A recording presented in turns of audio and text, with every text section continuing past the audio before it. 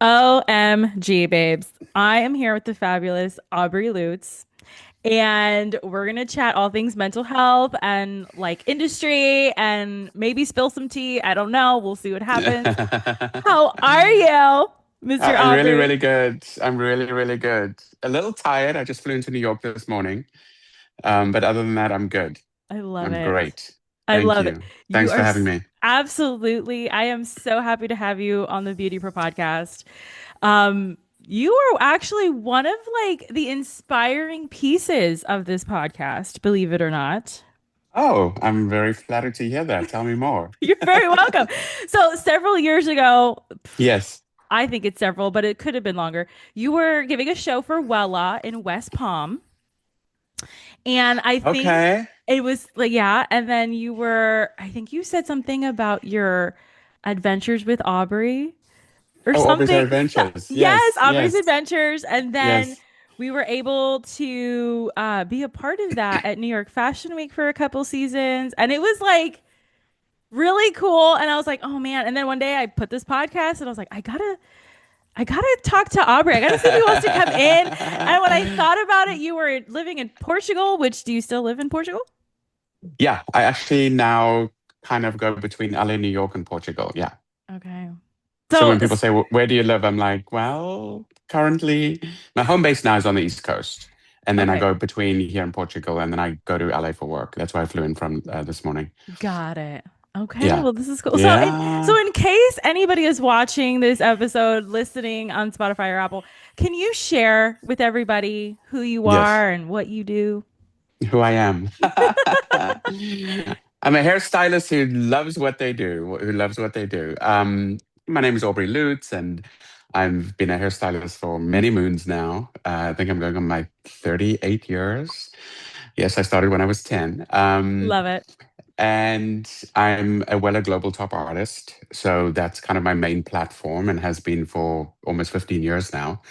And what that means is I get to travel all over the world and do shows and do hair shows. And, I do the whole Fashion Week circuit, New York, London, Milan, Paris every season, which is a personal passion of mine. Mm, Um, and I love to travel and I get to travel the world doing what I love. And I mhm. think that's such a blessing.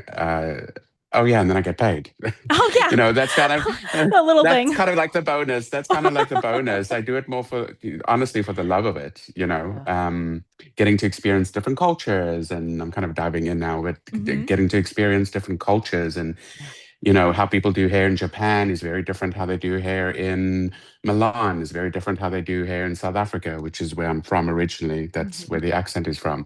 So understanding hair through travel, I think, is the greatest education you can possibly afford yourself. Oh. So that's what I do. I teach. I'm behind the chair, by the way. Mm. Whoever's watching, listening, I think, people look at my life and they're like, oh my God, you're on a plane every week and you're jet setting around the world.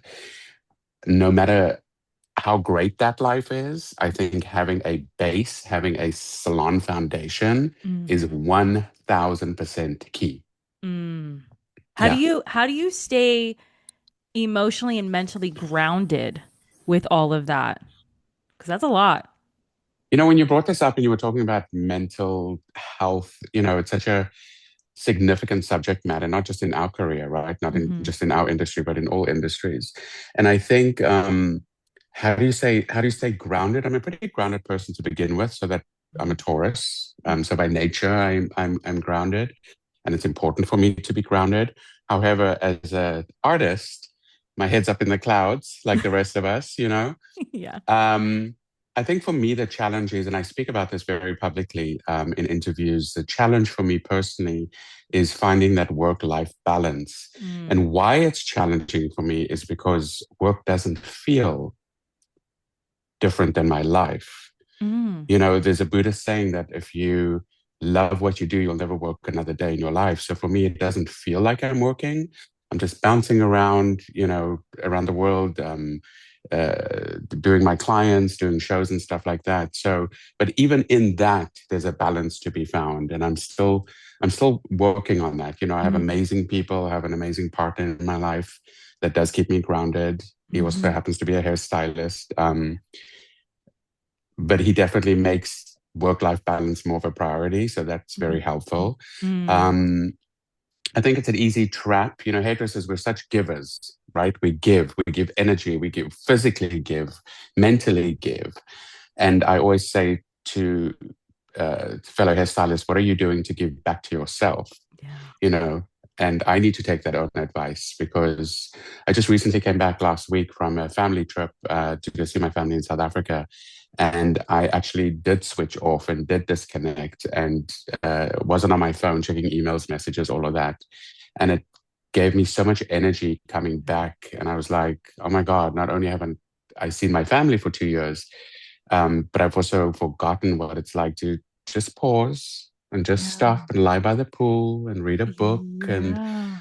so, so it's important. It's important. You know, people think mental health challenges is just, it might be from a negative connotation, meaning that you have all these challenges because of work. It can also be that life is great and you're doing amazing things, and a lot of amazing things can also be overwhelming, you Mm-hmm. know? Mm-hmm. So I think it's up to each individual to kind of measure your own scale of when do I switch off? You know, Yeah. and I've gotten better at that, you know, because I work all day behind the chair, I'm doing a Mhm. show or whatever. And then at night, I'm checking messages and emails and stuff. So I've made a rule with myself now. Like by 10 p.m., no matter what I'm doing, if I'm in the middle of an important email, if it's 10 p.m., I'm done. I close my laptop. You know, so that's my That's small way so of just good. shutting down. Yeah. Yeah. Yeah. Sorry, Good. long-winded answer, No, but it's yeah, listen, beautiful. listen, and to be honest with you, I don't have the answer in terms of what does life work balance look like.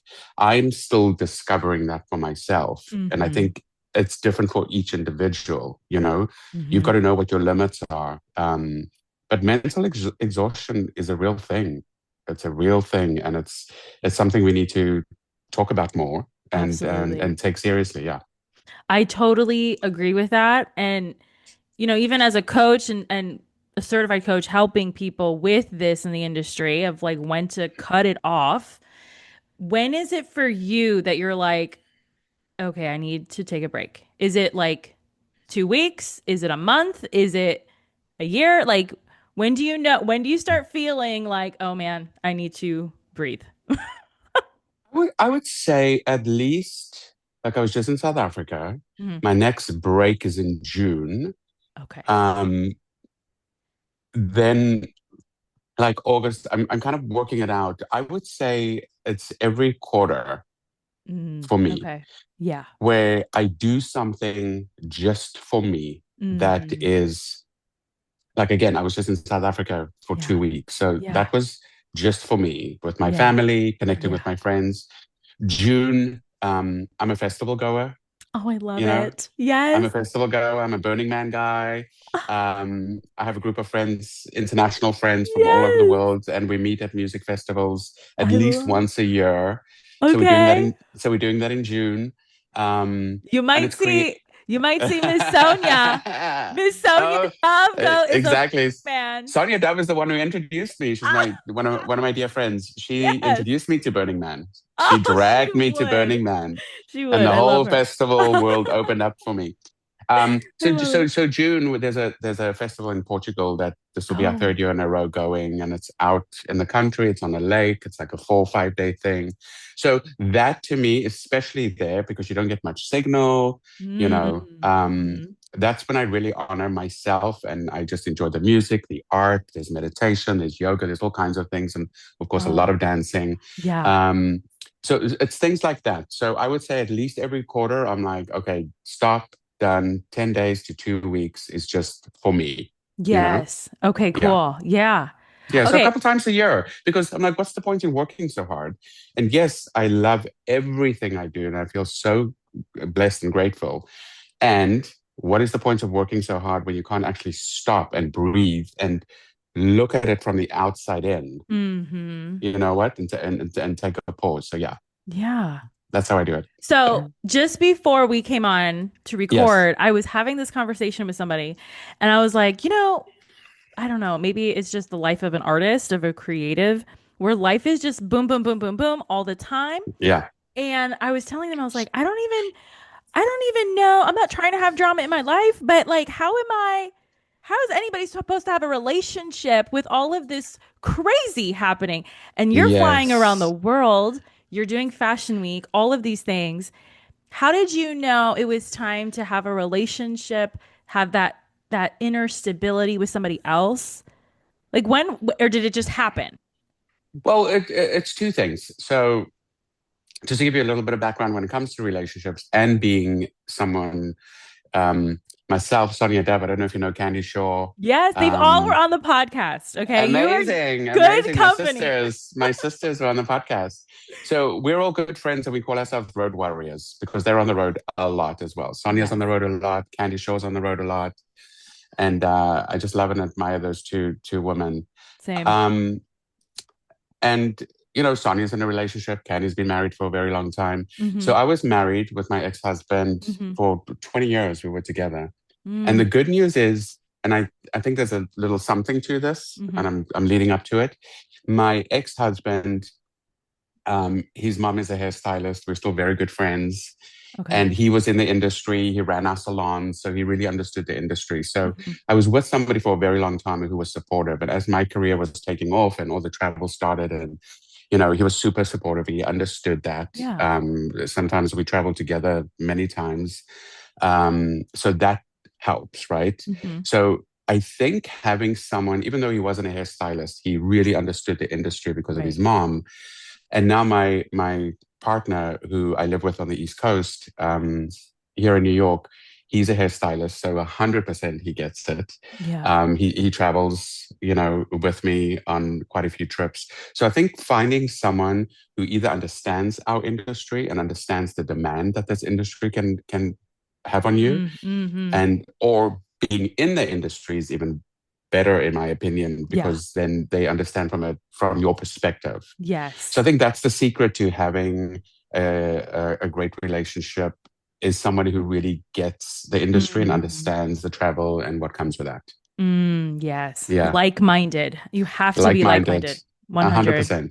Yeah, All right. 100%. So with that, we're just going to dive in. What Sure. has been your biggest failure, personal or professional? And how did you come out of it?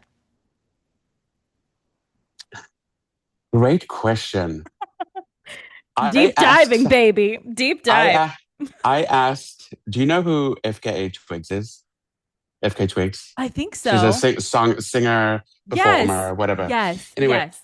we just saw her in San Francisco last Monday or something. She was doing a show. She's at Coachella. She was just playing at Coachella this weekend. Okay. Yes. And we had some VIP tickets, whatever, and we got to hang out with her. And I Love it. asked her a very similar question. It's so Ah, funny. And she was like, wow, let me think about that. I love it. um, so that anyway, that just triggered that when you asked me Yes. that. What has been my biggest failure? Um, I'm gonna change the language a little bit because I don't believe in success and failure. Because Okay. what are we measuring that against? Mm. If you measuring success, who and what are you measuring that against? If you're measuring failure, who and what are you measuring that against? So I look at it as there's accomplishments in life Yeah. and then there's lessons. So I, what people might consider as failure, I look as yes. lessons that the universe gives Yes. us, right? I love that you're breaking it down this way because Good. I've asked and I've had a couple people say the same thing, but they never give like a reasoning. So this is Okay, good. I A love distinction. this. Yes. Yeah. Okay. So for me, there's only accomplishments and lessons. So I would say my lesson slash failure, just to go Hmm. back to the audience and the question, Yeah. is that it took me quite a long time in my career to believe I was good enough. Mm, And I think a lot of artists go through that. I work with artists that are not hairdressers, right? right. Whether it's musicians, celebrities, or whatever. And Hmm. every creative person has that, what's that syndrome? Imposter Imposter. syndrome. Hmm.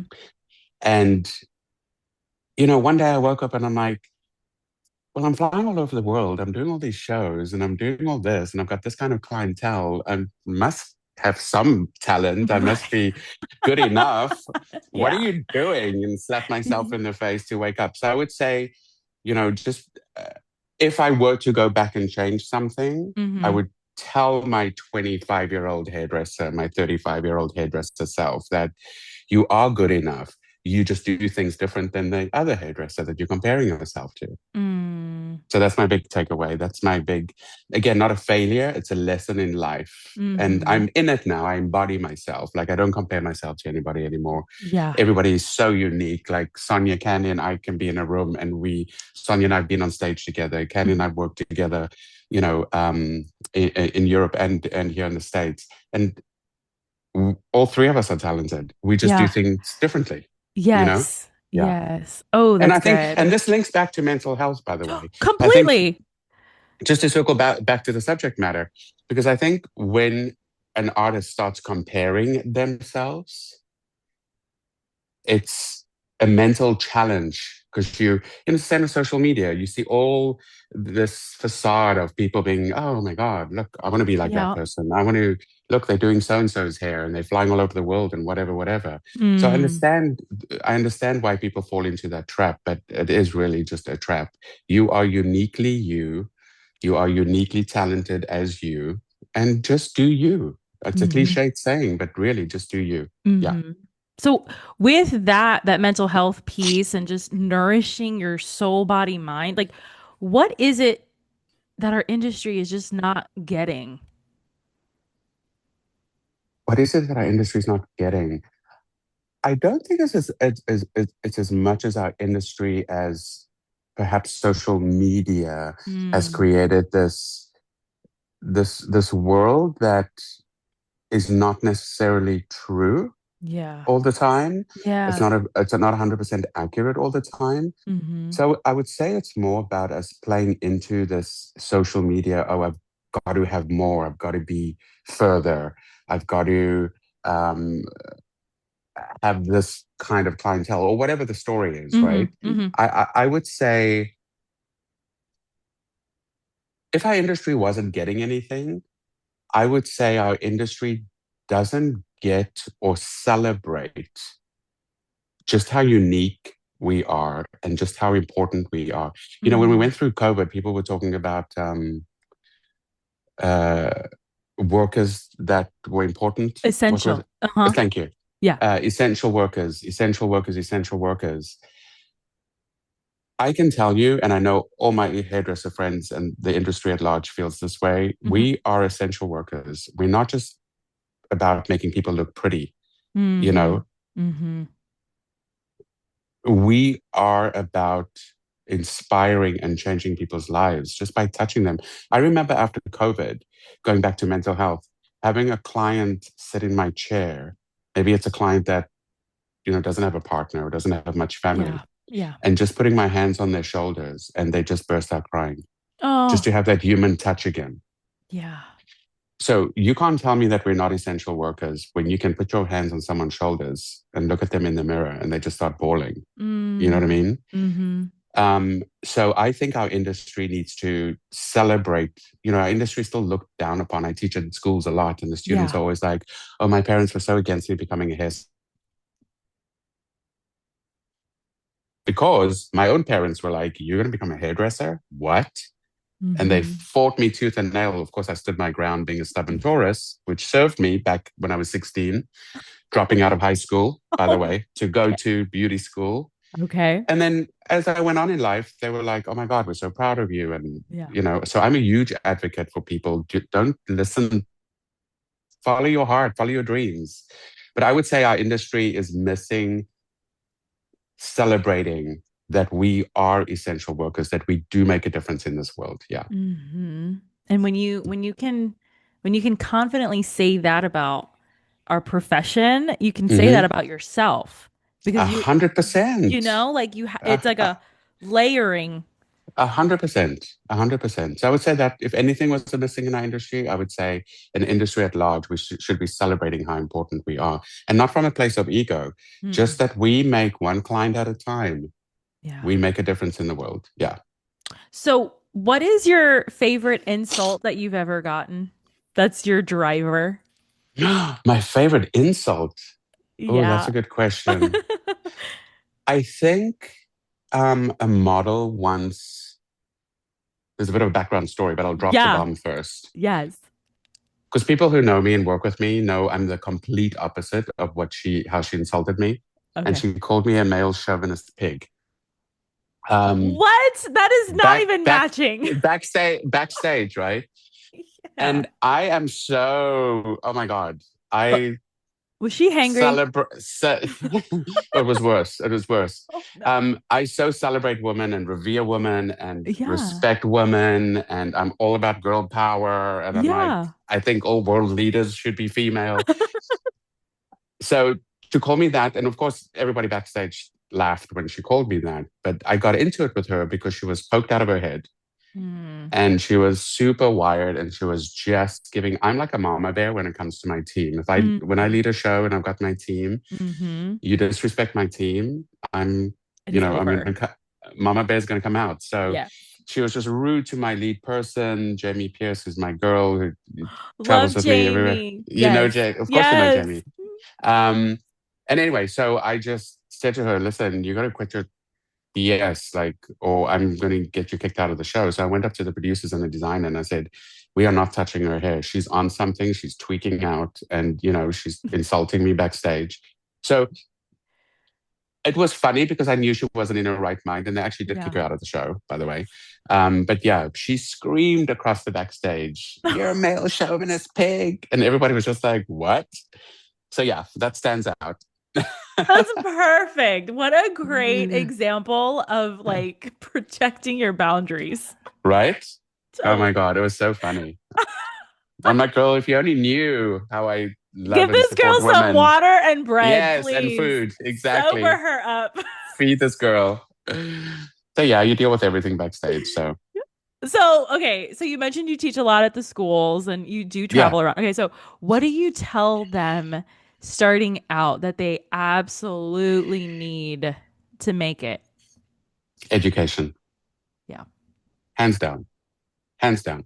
Not only because I'm an educator, I I watch things, I take classes, I look at, Yeah. I still educate myself. And I educate myself by traveling, by watching Mhm. others, by watching the next generation. Yeah. You know, I'm 55. I love where I am in my life, and I always say to hairdressers that are my age or Yeah. older, Yeah. we got to learn from the young ones. They're doing Yeah. it differently. We may inspire them and give them ideas. Nothing is more flattering to me than as an educator than to teach somebody something and they take that and they do their version of it. I love it. Yeah. That's what you want as an educator, for somebody Hmm. really to have that aha moment. And then, that's what I do too. If I see something, I'll be like, oh, but what if I turn it this way? What if I pin it up that way? Or Mm. what if I paint it the opposite? So Hmm. I think that is the best compliment you can give an educator. So when I'm in schools and I teach in some great schools in the US, I teach a lot. I work very closely with Japan's largest beauty school. Um, and no matter what language, what country I'm in, when I work with students, it's Hmm. all about education. When you leave the school you're in now, find a salon that has an education program. Yes. It is so important. And you will do education for the rest of your career. That Hmm. is going to be the thing that keeps your career elevated and successful. Okay. Education. With that, what do you do with those stylists who are like, "No, I'm good. I don't I'll just look it up later. I'll just do it," and later Hmm. never comes. Later never comes. What do you do with those? You know what? You kind of let nature take care of itself. Mm, There was a point when my ex-husband and I had 4 salons in LA, yeah. 50 employees, big operation. We had an academy. Hmm. Um, we were an education-based salon. So this is what I'm talking about when I Yeah. say education-based. When you came to work for us, we grew our own hairstylists. Hmm. Occasionally, we would get somebody that would join the company, our team that was already seasoned, already established. But their commitment, how I got them into education, is if you were a senior stylist, there wasn't an option but you had to teach. Hmm. And teaching, you learn the most by teaching. Anyone watching or Yes. listening who's an educator knows exactly what I'm talking about. Yeah. You learn the most by teaching. So in our company, in our salons, every senior stylist, and we rotated throughout all the salons, had to teach because we had an education program. We were known for our education program. Yeah. So all roads lead back to education. And those who weren't really into it didn't fit into our culture. It was that simple. Yep. Yeah. Yep. Okay. Okay. Very Yeah. good. Very good. So, how do you, let me see. How do I say this? What is something that, wait, I've just blown away. I lost my word. Okay. What's a common myth? What's a common myth of what you do that you get a lot? That I do specifically in Yeah. or in the industry. Like, like what's a myth that you get about what you do?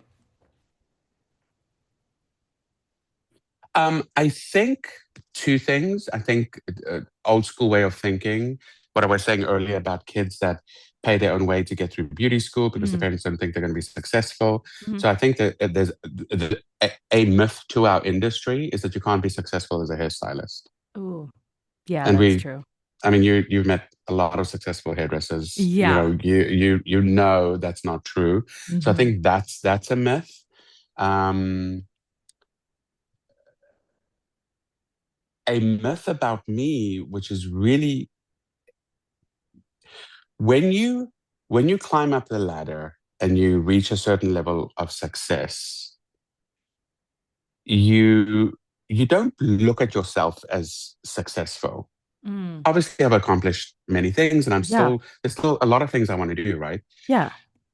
I think the myth for me that people sometimes have for me is thinking that I'm not approachable because they're like, oh my God, it's Aubrey. They think Or you're a they male follow me on chauvinist social pig. media. Yeah, they think I'm a male chauvinist thing. Exactly. No, thankfully, it's only one person my whole life that's ever said that or thought that. Yeah. But you know what I'm trying to say? It's like Yeah. people, Like you're untouchable. I work with celebrities, and celebrities are only celebrities because people agree that that person is famous Yeah. or that person is a celebrity. And I'm not comparing myself to a celebrity at all. Right. Right. I'm just trying to make the distinction of, Hmm. people that maybe follow me and then Yeah. when they meet me or they want to meet me after a show, especially when I work abroad in Japan and stuff. Hmm. Hmm. There's this myth maybe that you might not be approachable or they're Yeah. afraid of approaching you, something like Yeah. that. But for me personally, so there's two myths. I think there's a myth about our industry, like I just said, Hmm. and then whoever's listening, watching, I'm the most down to earth person you'll ever meet. It is Don't ever, so if we ever true. cross paths, don't ever be afraid to come up with me. Ask me things. I'm such an open book. You can ask me anything. Yeah, Yeah. this is true. This is true. He is the kindest You're very person sweet. ever. Thank you. Thank Yes. you. So, what has been a current struggle you're going through right now? I have to. Oh, so I would say two things. One, the first thing that popped in, which we already discussed, is finding Mhm. that work-life Yeah. balance. Yeah. I'm getting better at that because I Hmm. said my partner really like gets on me about that. Yeah. Work-life balance, and I think um, balancing a life across three different time zones.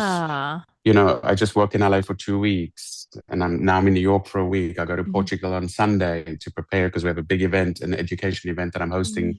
in Portugal in June. So Yeah. I think balancing my three home bases Hmm. and then still traveling in between those three home bases. Yeah. So again, but that kind of sounds like work-life balance. Yeah. Yeah. Yeah. Yeah. But I would say, and listen, some people might be, actually, my friends tease me. They're like, oh my God, you poor thing, balancing your LA, New York, Oh, Lisbon, yeah. Portugal life. Oh, You yeah. poor thing. We feel so sorry for you. Um, but yeah, I would say it's not a struggle, it's a challenge. It's a Yeah. challenge, but one Yeah. that you love, so it doesn't even feel like anything. Absolutely. Yeah. Absolutely. Who wouldn't like to have this challenge, right? Right. So, Okay, so Yeah. with traveling, and Yes. I've experienced this. When Yes. you travel, you do learn about yourself, and your eyes are open to so much more than just your four walls of your one location, right? So, with Yes. that, what is a Yes. lesson that you have learned being in the beauty industry and traveling that you wish a doctor who never leaves the hospital would just understand, or a lawyer, or a mailman, or whatever? Mm. What is that lesson?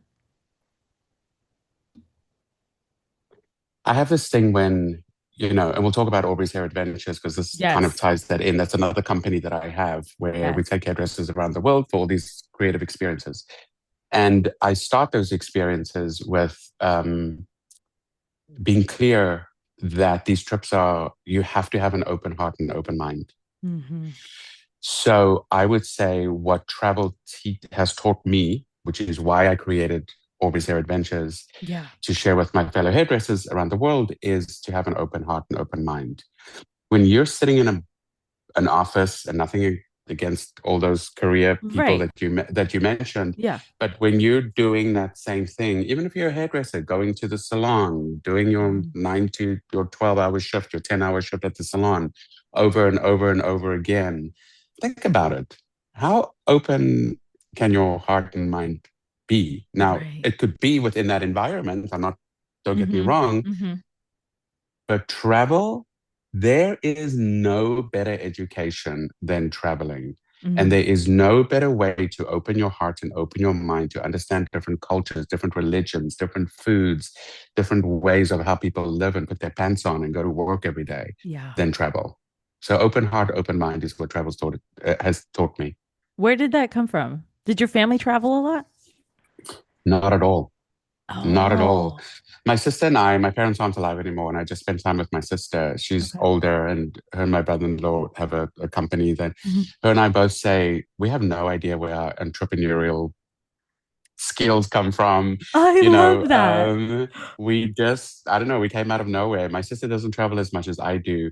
Um, but yeah, I don't know where my yearning. I think, to be honest with you, when my traveling, I always felt, and I loved growing up in South Africa. Hmm. Um, I was It's so also part of. exotic. It's so exotic. It's Like, to say you're from. I know to say you're from Africa. I'm appreciating it more now from being yeah. here and having Yes. people's perspective about. Oh, you grew up in Africa. That's amazing. Um, I was also part of the generation that created all the change in South Africa, so I'm very proud to Mhm. say that. Of Yeah. course, um, I just felt like spiritually that I was born in the wrong place. Oh. I felt, South Africa is a very tiny country at the very tip of Africa. I felt that I've always felt that I'm a citizen of the world. I Mm, don't belong in one culture. mm. And that's also what sparked Aubrey's Hair Adventure, to be this global Oh, citizen, to work internationally, to experience other yes. cultures. So I would say just this feeling ever since I was super young that, wait, I belong to the world. I don't just belong to one country. Yeah. Yeah. Let me share Yeah. myself. Okay, so how do Let me share people myself. how do people like get to be a part of that? Yeah, very easy. Listen, we have a website. I think I sent you Yeah. well, that's the Instagram. But I can send you more information. Yeah. We'll Well, put our it in website the is we'll put it in the notes. yeah, our website is on the Instagram. Aubrey's Hair Adventures. There's a list of all the different things we offer. Mhm. Some are to be determined, meaning there's Okay. different places around the world that we haven't opened up yet to Okay. go. Um, but we're taking people to South Africa, Japan, all over Europe, and they are, you sign up or whatever you're interested in. And Hmm. here's the beauty about this, Krystine, is that people get to bond with like-minded people. Not everybody knows each Yes. other that comes on these trips, right? But I can Hmm. tell you, after 4 days for the smaller trips that we do, because Hmm. Fashion Week is all part of Aubrey's Hair Adventures. Yeah. Um, like this event we're doing in Lisbon, it's only 4 days. Our big trips are 7 to 10 days, 10 days if we go as far as South Africa. Hmm. By the end of those trips, There are bonds that are formed that are just mind blowing to me. The friendships and the network that has been created over all these Yeah. years of Aubrey's Hair Adventures. People have become like super tight friends. People have Oh, I love gone it. into business together. Oh my People, God. call Yeah. each other if there's like, it's all about community. Aubrey's Hair Yes. Adventures is about creating community and experiencing what it's like to work internationally in a different culture. Mm. Because on these trips, we don't just do hair, we do cooking classes so that you can understand the culture through food. Oh And my God. hairdressers love food. Yeah, Let me tell you dude. how let me sum it up how Aubrey's Hair Adventures came about. There's three things you can ask any hairdresser around the world. Like, what are your top five things? What are your top 10 things that you love? Mhm. And these three things always come up over and over and over again. Okay, okay, I'm ready. Hairdressers love to eat. Uh-huh. We love our food. Okay. Don't even mess with it. Don't even mess with my food. Hairdressers love to travel, Mhm. and hairdressers love education. They love Mm. either teaching or learning. So I took those three ingredients and created Aubrey's Hair Adventures because that's exactly what it's about. How long have you been doing this? We did our first trip to Japan in 2016, Yeah. Yeah. and it was really taking off. And then, of course, COVID hit, Oh, not the best yes. thing for a travel company. Yeah. So we took a pause on that. And, at that point also, again, open book. At that point also, my husband and I separated, later divorced. I kept the company, the Aubrey's Hair Adventures. Hmm. And then several people who had been on the trips in 2022. Uh-huh. Yeah, this is our third year back up. Um, some friends of mine who had been on a trip and they'd become friends. They, I was doing a job in Miami and they flew down to Miami just to come like hang out for the weekend with me. Yeah. But really what it was like an intervention. And the intervention was, you have to start Aubrey's Hair Adventures again. I You know, love that. no, they were dead serious. They were like, you have Yeah. no idea what you do for people and what these trips mean for people. And so we kicked it off. We put it together. My best friend from South Africa since we were 14, 15 years old is my partner now in Aubrey's Hair Adventures. He's not a hairdresser, but Oh, he curates the best hotels, the best restaurants, the best speakeasies, he the is best. doing it. He is doing Yes, it. yes, yes, Oh, yes. So yeah. anyway, long story of Yeah. after COVID, we've been up and running for 3 years now, and it's just growing leaps and bounds, and it's amazing. I'm so excited about what the future holds. It's so exciting. I love Yes, that. so I anyone love can it. join, by the way, and anyone, even though I'm a Weller diehard educator, Me too. artist, Me all too. that stuff, right? Yeah. Um, it's open to all brands. It's not a Weller specific, although Okay, Weller good. is my number one fan and number one supporter. Love it. Um, People who are Weller customers, they can use their Weller rewards to Oh, go on these trips. good. Yep, very important that you know that. But it's from anyone. If you're a hairdresser or a makeup artist and you want to jump on these trips, it doesn't matter who you work for, what brand you represent. These trips aren't Weller specific, but we always do something that involves Weller, right? Yeah. But yeah, it's open to everyone. As long as you do hair and makeup, you can join, you can come. I love that. Okay, so I feel like we covered a lot. So We did. And what is, I'm a chatty Cathy, I as love you can it. tell. It's perfect. Perfect. What is a question that I did not ask that you wish I would have? And how would you have What is it? answered? Oh, that's a great question. What is a question you did not ask? Um, I'm going to use the same question that I asked FK Twigs Oh, in San Francisco. I asked her because she's wildly successful. She's a Grammy yeah. winner. Yeah. She's she's it. Okay. I asked her what was her biggest fear in life and how she has she overcome it, if indeed she has overcome it. Oh, that is good. That And she was is like, good. "Oh, that's a great question," and she had to really think about it, and she gave me a Yeah. great answer. So I would say maybe that question you Okay. didn't ask me.